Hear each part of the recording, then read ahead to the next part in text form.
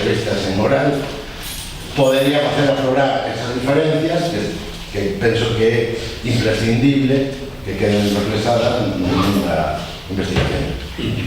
¿Son aconsellables o no? No, pero non podemos entre nós non vai acabar. Diga sí o no. Pero aquí o ponente é él, non? Él pregunta nada máis, Emilio. No, vamos, yo estoy de acuerdo, voy a ir por yendo del final para adelante. Nosotros, de hecho, nuestra práctica de investigadores hacemos grupales porque son mucho más interesantes. Pero el fondo del asunto es que si no se hace, no hay documentación todavía. No, pero si se hace es una documentación que se guarda. Y que se puede avanzar determinadas cosas y que en un momento determinado, como nos ha pasado pues con gente que había dicho, bueno, pues estuvo preso mi padre, mi tío, al final hemos podido entrar en archivos penitenciarios y coinciden muchas cosas y se mejora. O sea que lo que no podemos es obviar esa labor. Esa es mi opinión. Y de hecho, en fin, viene un grupo de sindicalistas y cuentan, bueno, pues lo que pasó en las minas y estuvieron encerrados 40 días, y, pues mucho mejor que venga el grupo. A veces, en fin, problemas técnicos, lo que nos hablan aspectos otros. No, pero estamos en esto de acuerdo. Yo creo que lo que dices es así, es que es así. Hay una necesidad de personal o de una nueva clase política que esté trabajando en las instituciones. Lo que yo avanzo y me confirma el libro de Andrés es que es una política consciente no solamente de cooptar, sino de no dar pie a que la calle fuera el fundamental. Esa es mi opinión. Y ahí las cosas cambian mucho.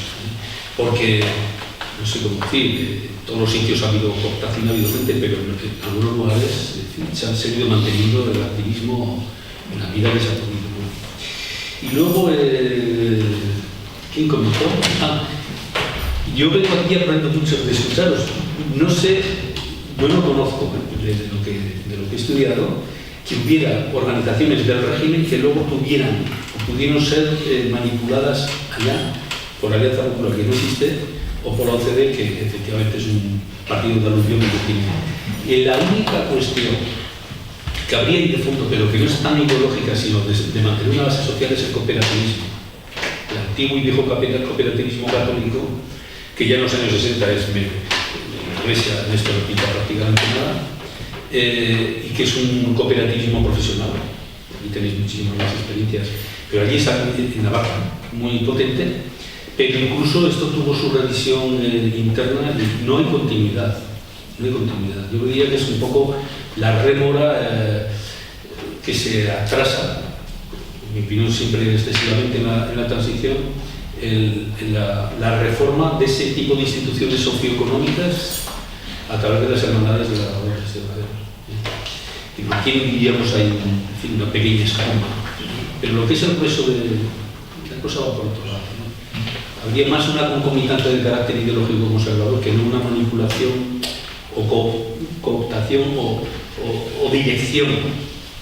De hecho, este mundo cooperativo es multiforme. Entonces, si gobierna la derecha, pues tienen en fin, un candidato para ser el consejero de Agricultura. Si gobiernan los socialistas, es otro tipo de funcionamiento. Y luego el tema del miedo, esto es obvio. Pasa que yo creo que es un miedo que no es uniforme, es generacional también. La gente que no ha conocido directamente la guerra ni la represión de la guerra, lo que se le presenta es una ocasión para acelerar, en fin, un posible cambio, ¿no? Otro tipo de personas, sin duda alguna, en fin, están muy sometidas, ¿no?, a lo que ha sido su experiencia terrible del postfascismo y de la guerra. Y luego el tema que comenta Lorenzo, que me gusta muchas veces sacar, es el tema de la humedero del ejército. Pues, obviamente el papel que tiene el ejército en los dos procesos transicionales es totalmente distinto y es una muy buena prueba, no solo el tratamiento a la humedad, sino el peso tan terrible que tiene el ejército, en fin, en todo lo que es el proceso técnicamente constitucional. En fin, esto ya lo conocéis, es una transposición del artículo, no recuerdo cuál es, de la ley de 1966, que va, en fin, que el garante de la unidad española es el artículo 36 literal, ¿no? Y de hecho, yo cuando empecé a dar mis cursos de máster sobre la transición, hace muchos años, no había bibliografía sobre el ejército del periodo de la transición, como tampoco lo había tanto sobre la Iglesia. Son dos grandes corporaciones, instituciones que están, diríamos, en la recámara, no han aparecido en el interior de los historiadores. En los años 80 podéis mirar a ver cuánta bibliografía encontráis. Es muy interesante y para mí denota, pues, efectivamente, que son temas de no tocar, ¿no? Y el tema de la reconciliación, pues, yo tengo aquí un tema, pues, un poco con el libro de Paloma Aguilar, ¿no? El miedo a la guerra, el miedo, la opinión pública. Yo no sé si esto está tan concientizado, el miedo sí está metido ahí, ¿eh? Pero el tema de la reconciliación, no lo sé. Para mucha gente, a la hora de ir a votar a las elecciones municipales, lo que sabe es que los caciques que estuvieron en el antiguo régimen están ahí, en fin, transmutados en otro tipo de siglas.